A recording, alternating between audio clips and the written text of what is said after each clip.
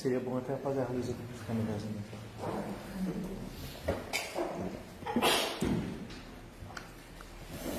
Boa noite, queridos irmãos, queridas irmãs. Hoje a gente vai falar, na verdade uma conversa, que palestrante para mim é Edivaldo, Haroldo Dutra, Eu venho conversar um pouquinho sobre aquilo que a gente estuda, sobre a doutrina espírita, E hoje um tema extremamente importante, um desafio que a Fabiana me passou, Depois a gente conversa. Que é justiça indefectível. O que é justiça indefectível? É uma justiça infalível, incontestável, imutável, sólida, eterna, indestrutível. E que justiça tem essas qualidades? Senão a justiça divina. Será que a nossa justiça tem essas qualidades todas? Com certeza não, Estamos num processo de caminhada. Mas não tem como falar de justiça divina sem falar do nosso querido Pai, Inteligência suprema e causa primária de todas as coisas. Criador de tudo, Criador de todos. Que tem como seus atributos, alguns deles, aqueles que a gente conhece, Eterno, perfeição absoluta. Onisciente, tudo sabe. Onipotente, tudo pode. Onipresente, está em todos os lugares. E soberanamente justo e bom. Também nos resta falar, quando a gente fala de justiça, o discernimento entre o bem e o mal. Bem e mal, certo e errado, a gente vem nessa caminhada tentando descobrir o que é isso, E dentro dessas passagens que a gente tem das reencarnações, a gente vai aprimorando os nossos conhecimentos, melhorando esse nosso discernimento entre o que é certo e o que é errado, entre o bem e o mal. E aí a gente chega numa pergunta: será que o mal existe? Será que o mal é uma criação divina, já que é tão visível para nós, E aí vem esse questionamento: o mal é uma criação divina? Será que Deus criou o mal? Deus que é o bem? Deus é o próprio bem. Será que Ele criou o mal? Com certeza não, Com certeza Deus não criou o mal. O mal é uma criação humana. Mas o mal é uma criação humana, então o que é o mal efetivamente? O mal, ele é a ignorância do bem, o desconhecimento do bem. E aí a gente entraria, não é bem o tema, o bem e o mal, mas se eu fosse discutir o bem e o mal aqui, daria mais umas 10 palestras. E o bem e o mal, ele na realidade, por ser a ignorância do bem, é onde não temos o conhecimento, que a gente vem aprimorando ao decorrer das nossas reencarnações. Se Deus é bem, é o bem puro, e Deus, Ele é onipresente, o bem está em tudo. Por isso não é a ausência do bem, mas sim o desconhecimento do bem. Porque se Deus é o bem, onipresente, o bem está em tudo. Então temos aí a ignorância, o desconhecimento do que é o bem. E assim, pela utilização do nosso livre-arbítrio, acabamos praticando o mal. Criação humana. O mal não existe por si só. E aí vem, na questão 630 do Livro dos Espíritos, o bem é tudo que está de acordo com a lei de Deus, e o mal é tudo que dela se afasta. Assim, fazer o bem é se conformar à lei de Deus, e fazer o mal é infringir essa lei. Então, toda vez que praticamos o mal, toda vez que o mal se encontra presente, é pela ignorância do bem e é porque infringimos a lei de Deus. Por quê? Pelo desconhecimento. Somos todos criados simples e ignorantes. E no processo das reencarnações, vamos evoluindo e começando a ter conhecimento do que é a lei divina. Eu sempre falo que, para mim, eu gosto muito de jogar videogame, tem aqueles joguinhos de computador que tem o bonequinho que fica andando pelo mapa. O mapa é todo preto, só aparece onde está o bonequinho, E aí cada vez que o bonequinho vai caminhando, esse mapa vai se clareando. E assim é o nosso conhecimento com relação à lei de Deus. A cada passo que a gente dá, esse mapinha vai se clareando, vai se abrindo, e a gente começa a ter uma amplitude do que é o bem e do que é o mal, do que é o certo e do que é o errado. E tem uma historinha bem legal, só para não sair seguir como o pai faz, né? Sempre contando historinhas. Essa é a historinha, né? É uma fábula dos índios Cherokees, que ele fala que existem dois lobos dentro de nós. Um lobo calmo, pacífico, de bondade, amor, esperança, fé, verdade, com todas as virtudes. E existe um outro lobo, que é um lobo que tem a raiva, a inveja, o ciúme, o egoísmo, a avareza, ou seja, todas as nossas más tendências, os nossos defeitos. E nós temos esses dois lobinhos ali dentro de nós. E aí o netinho do índio chegou para falar com o vô dele: vô, eu estava lá brincando com meu amigo e ele foi injusto comigo. E aí o vô dele conversa com ele falando sobre esse lobo. Netinho, nós todos humanos, temos dois lobos dentro de nós. O lobo que tem essas qualidades e o lobo do mal que tem essas outras qualidades. Da raiva, né? Da inveja, do ciúme. E eles vivem dentro de nós e é uma briga constante entre esses dois lobos. Aí o netinho pensa, né? Fica ali quietinho. Ele vira para o vô e diz assim: tá, vô, já que nós temos esses dois lobos dentro de nós, que lobo vai ganhar essa luta? Aí o índio, bem sábio, vira para o netinho dele e diz assim: o lobo que ganha é o lobo que a gente mais alimenta. Que lobo nós estamos alimentando? Qual é o lobo que damos mais força? Qual é o lobo que alimentamos mais, que damos mais água, que damos mais força? É o lobo do bem ou o lobo do mal? Estamos num planeta de provas e expiações. Eu acho que o meu lobinho vermelho ainda está mais alimentado. Estou tentando mudar, assim como eu acho que cada um de nós, né, aqui dentro. Estamos tentando mudar, passar pela transformação, para que a gente fique mais próximo do bem do que do mal. E o mal, a gente sabe, é pela nossa ignorância. Falamos do bem e do mal, e agora a gente entra no que é justiça. Antes de falar o que é justiça divina, falamos o que é justiça para nós no nosso dicionário. Justiça para nós é qualidade ou caráter do que é justo e direito, conformidade dos fatos com o direito, faculdade de julgar segundo o que é justo e de direito. Então, justiça para nós são as ocorrências alinhadas à legislação. A gente vê dentro daquilo que é certo ou que é errado através das nossas normas instituídas pela civilização e através dos atos das pessoas que estão sendo julgadas ou analisadas conforme os fatos. Ponto importante: nós todos clamamos por justiça. Mas será que a gente verdadeiramente quer justiça? Ou a gente está querendo a vingança? Isso é uma análise que a gente tem que fazer, né? Clamamos o tempo todo por justiça. Mas o que é justiça? Para mim, justiça é uma coisa. Para vocês, pode ser outra. Cada um tem o seu conceito de justiça.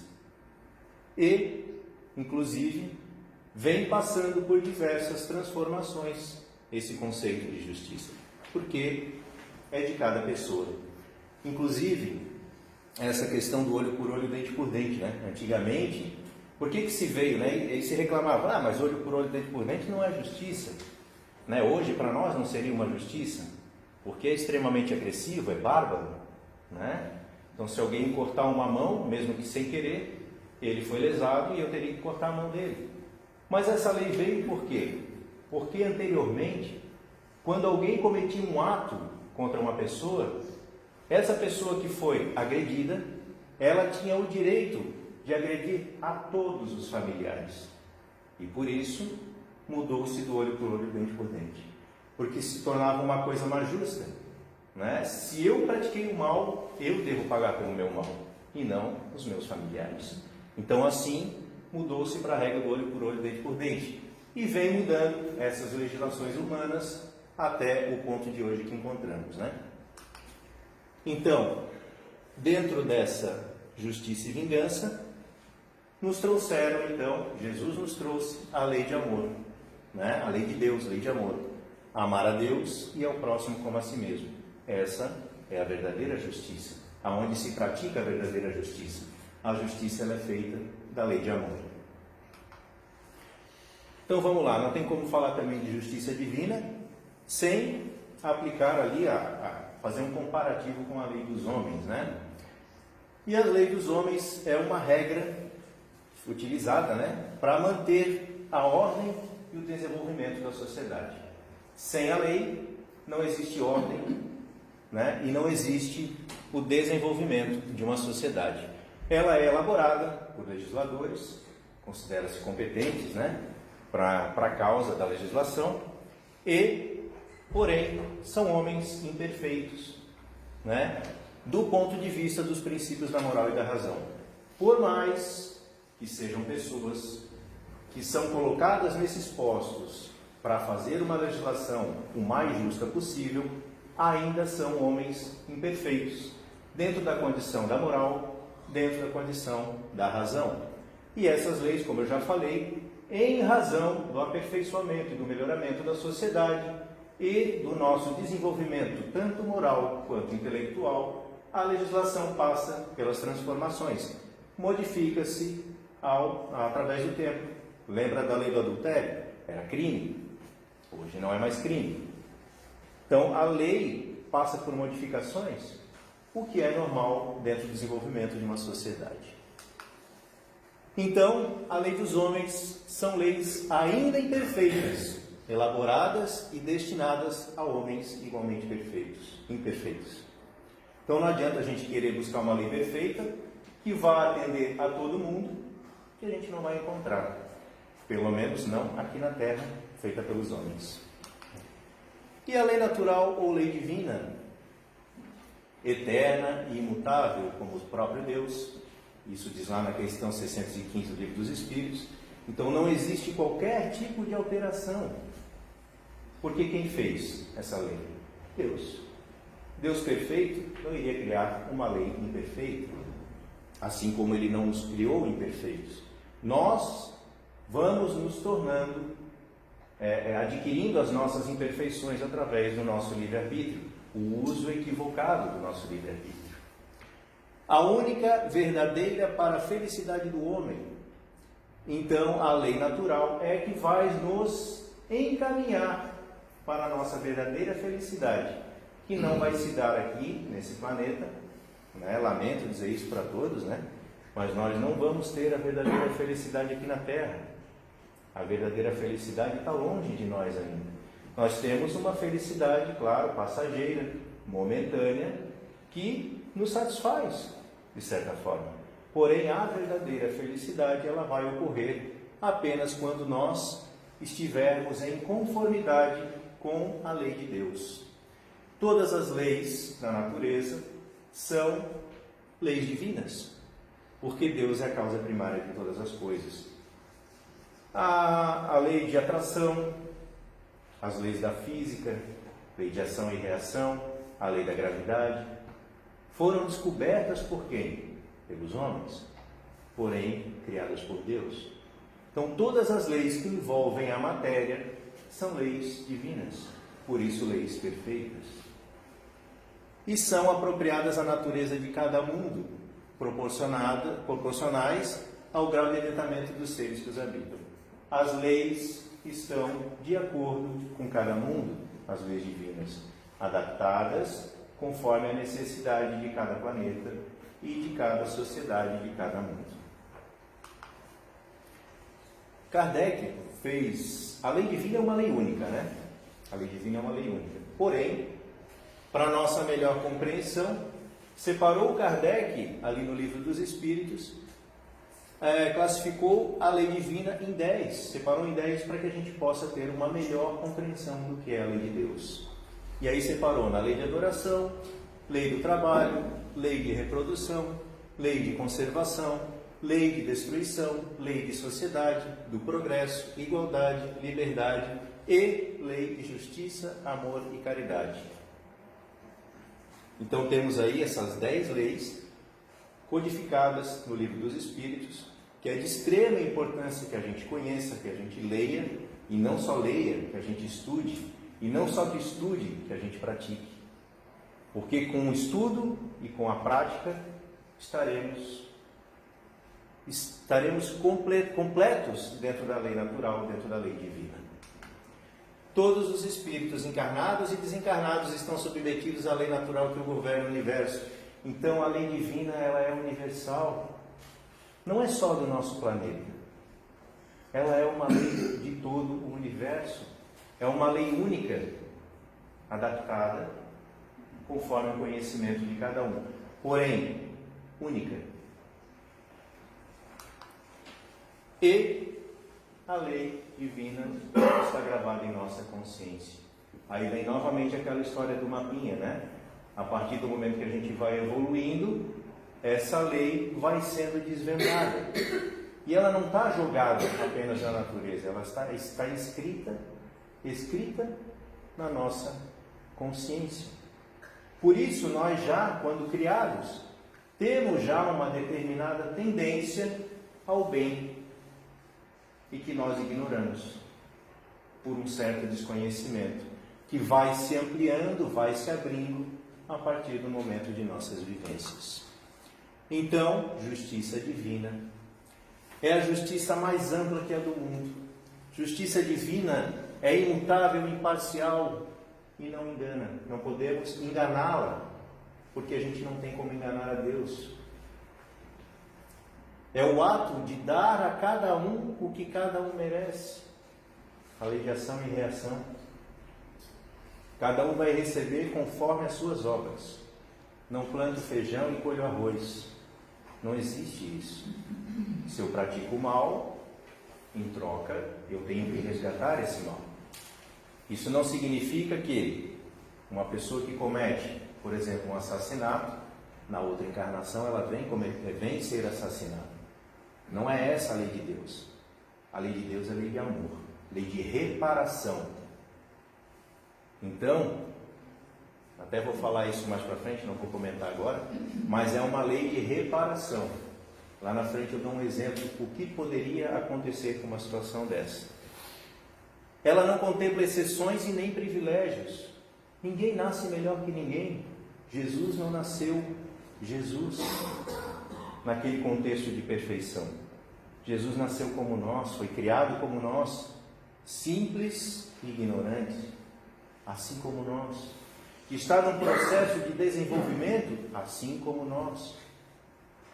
E nós chegaremos também a ser espíritos crísticos. Quando? Não sei. Aí depende de cada um.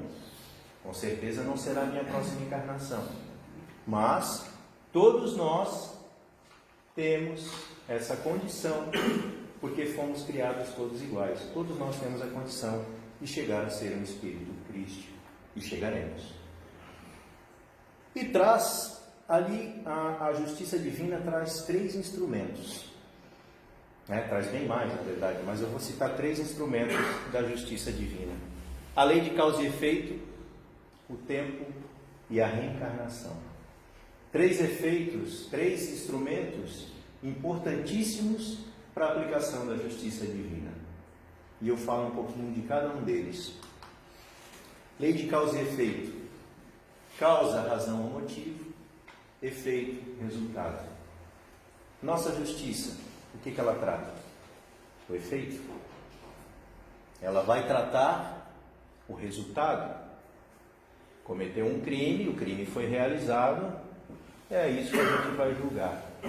Justiça divina trata a causa. Então a justiça divina, ela vai direto na fonte, para compreender tudo aquilo que se desenrola, para que haja a condição da lei de causa e efeito, a lei de reparação. As consequências dos atos se dão de forma direta e natural, sem intermediários. Penalidade também se estabelece de maneira natural e também cessa naturalmente, com arrependimento e com a reparação. Então, quando praticamos o mal, quando ferimos alguém, moral ou fisicamente, devemos reparar. E, para a reparação ocorrer, nos arrependermos, aqui ou no plano espiritual. Quando nos damos conta do erro que cometemos, nos arrependemos e buscamos reparar a nossa falta. E quando a gente desencarna, a gente tem uma noção maior dos erros que a gente faz, né? E aí a gente quer pedir tudo de uma vez. Ah, porque eu tenho que reparar isso e aquilo, e a espiritualidade que nos auxilia diz assim, calma, amigão, se tu reparar uma só dessa aí, já está excelente. Tu já está querendo 10, não sei nem se tu vai dar conta dessa, então vamos lá, vamos com calma, pezinho no freio, tentar reparar, porque não é fácil, né? Quando a gente diz de reparação, é reparação daquilo que a gente carrega há tanto tempo. Reparar o orgulho, a vaidade de uma única vez, difícil, extremamente difícil. Como eu vou tirar o egoísmo de mim numa única encarnação, se o processo é lento e gradual? O processo ele tem que ser extremamente efetivo. E também, a lei de causa e efeito, ela não faz distinção entre pobre e rico, religioso, ateu, criança ou adulta. Criança ou adulto, né? A lei de causa e efeito, ela vem. Porque tudo aquilo que eu planto, eu colho, independente da minha condição, né? Pobre, rico, né? Adulto ou criança, independe. Claro que tudo isso acontece conforme a justiça divina no seu tempo certo. Então, lei de causa e efeito, sendo infinita, a justiça de Deus, o bem e o mal são rigorosamente considerados. Não havendo uma só ação, um só pensamento mal, que não tenha consequências fatais, como não há uma única ação meritória, um só bom movimento da alma que se perde. Aí está a lei, né, de causa e efeito, que a gente, todo bem que pratica, também recebe em troca. Assim como o mal eu faço, preciso buscar meu resgate. Lei de causa e efeito nos permite então compreender em plenitude a justiça perfeita de Deus. É um ponto importante para que a justiça de Deus seja feita. A cada um será dado conforme suas obras. Para falar sobre essa condição da lei de causa e efeito, né, da justiça divina, tem a historinha do juiz reto. Não sei se vocês já conhecem, mas era um mercador que comprou de um mendigo, né? Ele comprou um colar de pérolas que, segundo o mendigo disse, valia 5.000 moedas de ouro. Porém, ele disse assim, olha, estou com meus filhos com dificuldade lá em casa, não te vendo esse colar de pérolas por 5 moedas de ouro. Ela vale 5.000 moedas. O mercador viu a oportunidade, né? Poxa, vou comprar por 5 moedas, vou vender por 5.000. Olha o lucro que eu vou ter. E comprou. E aí ele, quando chegou em casa, percebeu que não era um colar de pérolas, mas sim de pequenas pedras. E foi até o juiz da cidade reclamar, chamando então o mendigo para reajuste, né? Para ajustar essa condição e devolver o valor. E aí o juiz, questionando os dois, ouvindo a história, perguntou então, né? Ele indignado, lá o mercador indignado, o negociante indignado, pediu para que o juiz visse a situação e ele perguntou assim pro mendigo, né? O que tu tens a dizer a respeito disso? Eu vou ler porque eu não decorei. Ele diz assim para o juiz: grande juiz, disse ele, timidamente, reconheço haver transgredido os regulamentos que nos regem. Entretanto, tenho meus 2 filhos estirados na cama e debalde procuro trabalho digno, pois me recusam sempre, a pretexto de minha idade e de minha pobre apresentação. Realmente enganei meu próximo e sou criminoso, mas prometo resgatar meu débito logo que puder.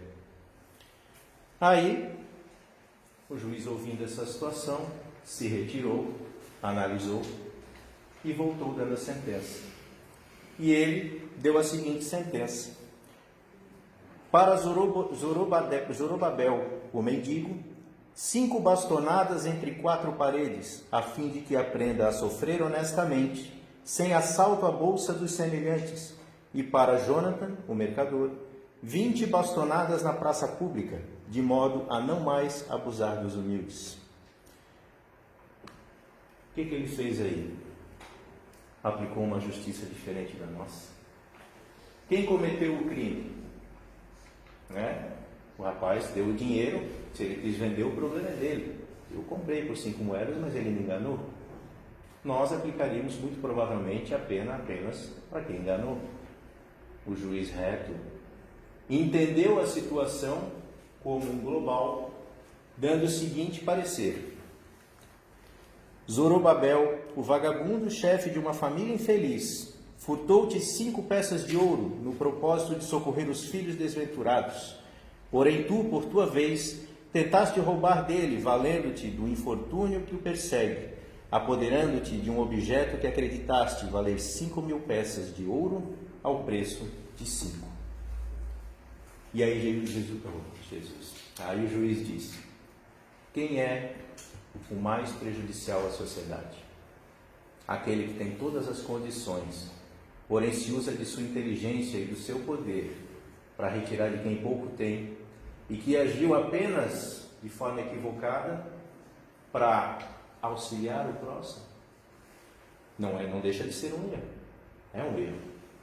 Porém, um erro que, pela análise do juiz, que foi feita pela causa e não pelo efeito, foi justa, de certa forma. Disse para ele tomar as 5 bastonadas num quartinho fechado sem ser visto por ninguém, como punição. Teve a sua punição. Porém, pela gravidade do mercador, tomou 20 chibatadas em praça pública. Extremamente humilhante para a época, né? Então, essa é a história que vem retratar mais ou menos um pouquinho dessa justiça divina, que consegue ver o peso oriundo da causa, que ele não deixa de pagar, mas tem o quê? As suas atenuantes.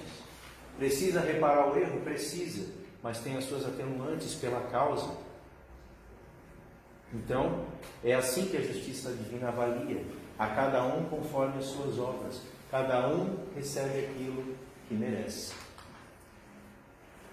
E aí, esse é o juiz reto, né? Não tinha passado. Esse texto ele é psicografado pelo Chico Xavier, né? Ditado pelo Espírito Nélio Lúcio. Está lá no livro Alvorada Cristã, no capítulo 8. Isso está publicado pela Federação Espírita, essa historinha. Quem quiser ler. Continuando, tempo.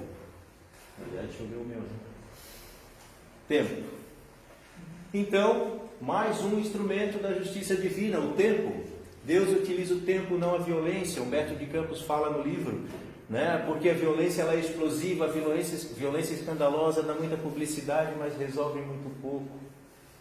Isso quando não cria débitos, porque a violência cria débitos, seja verbal, seja físico, seja lá o que for, não resolve. Por isso Deus utiliza o tempo, porque o tempo desgasta tudo e corrige tudo. Seremos perfeitos, sim, um dia, com o passar dos tempos. Que legal, gente, já pode dizer para ela, eu posso dizer para minha esposa, ó, não te preocupa que um dia eu vou ser perfeito, então pode continuar comigo ali tranquilinho que um dia eu vou melhorar, né? Da mesma forma tudo. Então, já é uma desculpa, pode chegar em casa falando para os maridos, para a esposa, para o companheiro, que a gente vai melhorar, um dia, com o tempo. E a gente tem, né, a questão de que a ação de Deus é lenta, mas soberanamente eficaz. Mas é lenta porque Deus é lento? Não. Ela é lenta por nossa necessidade. Mas ela é extremamente eficaz. O que ele quer dizer com isso? Ela é lenta por quê? Porque a justiça divina, ela é em prol do nosso melhoramento. Ela não é em prol do nosso detrimento. A justiça divina não vem para nos prejudicar, ela vem para nos auxiliar ao progresso. Então eu não posso aplicar uma justiça a alguém que não está preparado para receber aquilo naquele momento. E aí vem a ação do tempo dentro da justiça divina. Então, se eu não tenho, né, Deus não dá um fardo maior do que a gente pode carregar. É uma explicação. A gente diz, né, Deus tarda, mas não falha. Deus não tarda, Deus não falha. É tudo no tempo certo, no momento certo, na condição que eu tenho para carregar o meu fardo. Então eu não tenho por que dizer que Deus é lento, no sentido de que Ele é lento porque, né, Ele não agiliza, não, é porque eu sou lento no meu progresso. E Ele vai, em cima dessa percepção, no momento certo, me dar o peso para carregar de acordo com as minhas forças, de acordo com o meu entendimento, porque a justiça divina ela vem para nos auxiliar em nossa caminhada, nos auxiliar em nosso progresso. Então, o tempo tudo transforma, inclusive a nós, quer dizer, principalmente a nós. E a reencarnação traz oportunidades de reajustes, com certeza, né? Voltamos aqui nesse planeta para refazer, reajustar, equilibrar tudo aquilo que a gente botou em desordem, em desequilíbrio. Então ele restitui o equilíbrio. E aqui que eu tinha falado que eu ia falar o exemplo, né? Nesse ponto. Exemplos, né? Do que é restituir o equilíbrio através da reencarnação. Por exemplo, devolução de bens. Eu venho numa encarnação e tiro os bens de uma pessoa e deixo ela zero, sem nada, e essa pessoa passando fome. E ela vai lá e desencarna, e eu lá, com todos os bens, curtindo, alegre, feliz. Até que vem o momento do desencarne e eu venho buscar a minha reparação. Volto na outra vida, uma pessoa extremamente esforçada, aquela pessoa com quem eu tirei todos os bens, vem como meu filho. E eu vou lá, trabalho a minha vida inteira, arduamente, duro, arrecado milhões e adquiro uma fortuna. E o momento que eu sento para curtir, agora eu vou curtir, vou passear, vou para não sei aonde, eu desencarno. E a herança? Vai para quem? Vou restituir. Restituir todos aqueles bens que eu tirei. Divaldo conta no livro dele, Vivências no Amor em Família. É esse o nome, né? Vivências no Amor em Família. Ele conta a história do irmão dele. O irmão dele tinha umas condições financeiras boas e ele passando dificuldade lá na Mansão do Caminho. E ele estava lá, o irmão dele daí, quando morreu, né, deixou toda a herança para o filho do vizinho, se eu não me engano. Eu vi essa história faz um tempinho. Deixou toda a herança para o filho do vizinho. E aí o Divaldo indignado, mas como? Ele sabia que eu estava passando dificuldade aqui, tendo que sustentar uma de criança e aqui estava uma correria danada. Como é que ele deixou toda a herança para o filho do vizinho? Não deixou nem um centavo para mim. Aí Joana de Ângeles, com toda a paciência dela, olhou para o Divaldo e disse assim: Divaldo, tu sabe por que ele fez isso? Tu não sabe. Então não julgues. Ele fez isso porque ele era o devedor daquela criança, que ele apenas conhecia como filho do vizinho. Mas ele tinha, em encarnações passadas, tirado a herança daquela criança. E que ele veio, sem saber, restituir àquela criança todos os bens que ele tinha tirado. Então não devemos julgar. A gente não sabe o que acontece, né? E Joana de Andes puxava sempre a orelha do Divaldo, né? Sempre. Então, reencarnação, restituir o equilíbrio. Na questão da morte, não seria nem renascimento, é reencarne, né? Na morte, nosso retorno. Como eu estava dizendo, a questão, por exemplo, de um assassino, que seria a reparação da justiça divina. Porque a gente tende a dizer, o assassino volta para ser morto da mesma forma como ele matou, e não é isso. A lei divina é uma lei de reparação, como a gente já falou, de equilíbrio, retorno do equilíbrio. Um assassino, de repente, uma pessoa, ele tem que fazer o quê? Restituir o equilíbrio. E o que pode acontecer, talvez? Trazer o bem mais precioso que ele tirou. Pode voltar como uma mãe ou como o pai daquele filho ao qual ele tirou a vida. E o que ele restituiu? A vida que ele tirou na encarnação passada.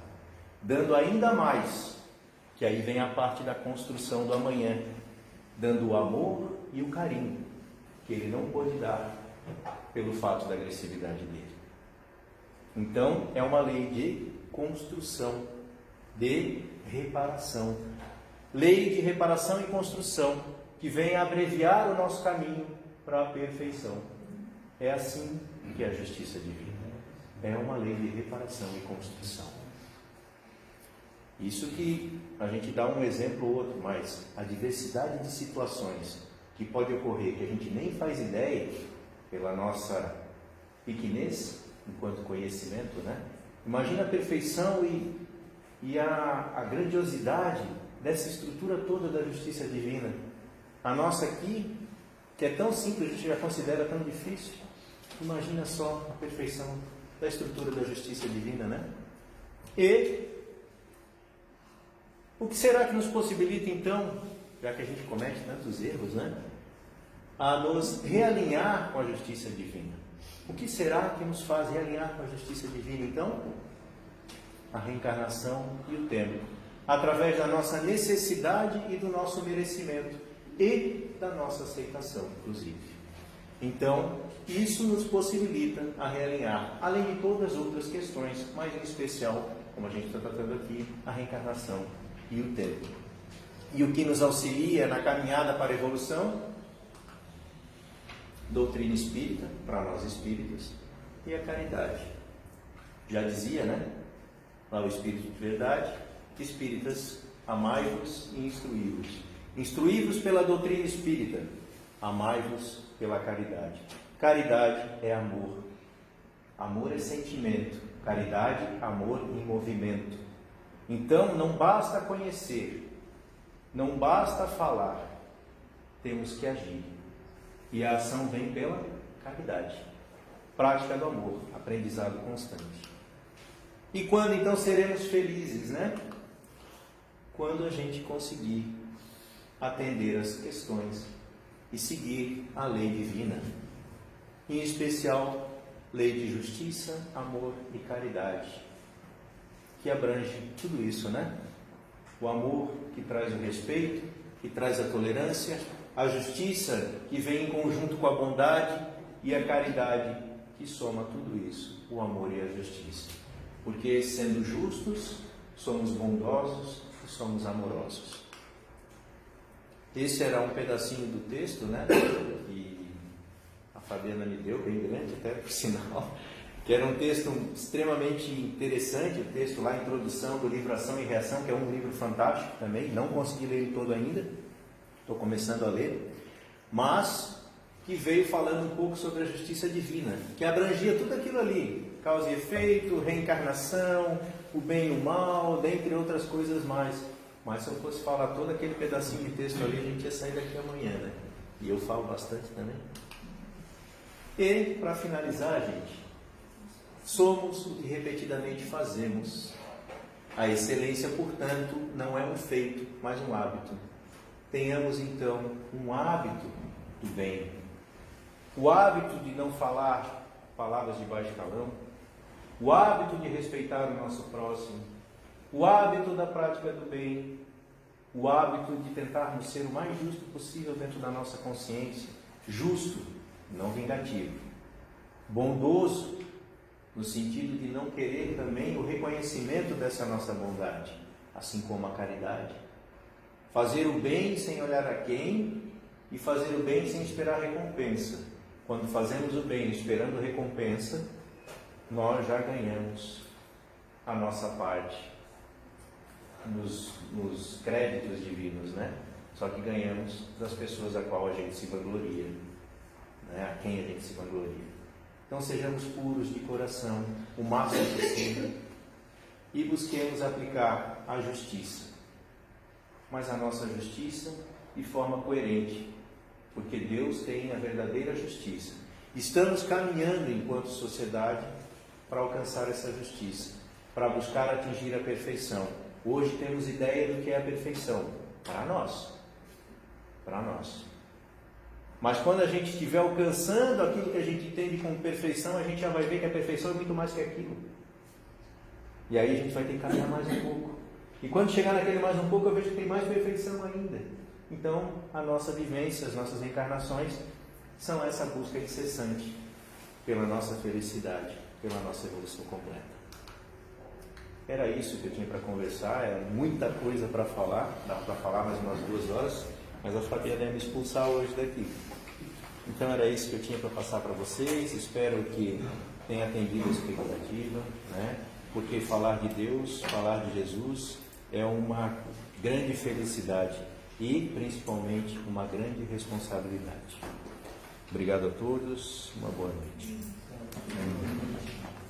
Nesse momento também, já vamos passar então ao trabalho do passe, que nada mais é do que a irradiação das energias benfazejas, que veio para nos atingir da melhor forma possível, de acordo com a nossa necessidade, com o nosso merecimento, e com a nossa aceitação. Então, nesse momento, convido os nossos amigos passistas para a aplicação do passe.